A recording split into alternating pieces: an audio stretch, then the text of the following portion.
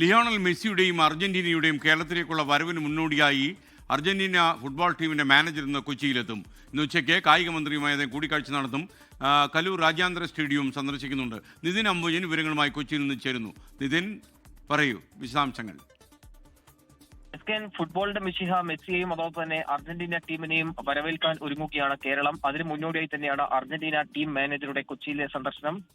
12 മണിക്ക് തന്നെ നെടുമ്പാശ്ശേരി വിമാനത്താവളത്തിലെത്തും. അതിനുശേഷം കൊച്ചിയിലെ സ്വകാര്യ ഹോട്ടലിൽ വെച്ചാണ് കായിക മന്ത്രി അബ്ദുൾ റഹ്മാനുമായും അതോടൊപ്പം തന്നെ സ്പോൺസർമാരുമായി കൂടിക്കാഴ്ച നടത്തുക. അതിനുശേഷം പിന്നീട് ടീം മാനേജർ കൊച്ചി കലൂർ ജവഹർലാൽ നെഹ്റു സ്റ്റേഡിയത്തിലേക്ക് സന്ദർശനം നടത്തും. അതിൽ പ്രധാനമായും ഈ സ്റ്റേഡിയവുമായി ബന്ധപ്പെട്ട കാര്യങ്ങൾ വിലയിരുത്തും. സുരക്ഷയും മറ്റ് ക്രമീകരണങ്ങളുമാണ് അർജന്റീന ടീം മാനേജർ വിലയിരുത്തുക.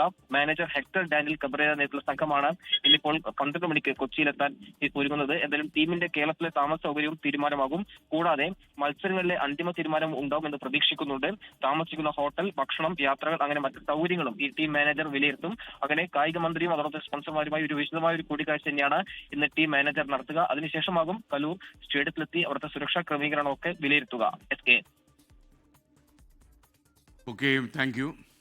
ലോകത്തെവിടെയായാലും ഏത് സമയത്തും 24 വാർത്തകളും ഓഗ്മെന്റഡ് റിയാലിറ്റി പാക്കേജുകളും എക്സ്പ്ലെയിനറുകളും വിശദമായി കാണാൻ ഞങ്ങളുടെ യൂട്യൂബ് ചാനൽ നിങ്ങൾക്ക് സബ്സ്ക്രൈബ് ചെയ്യാം.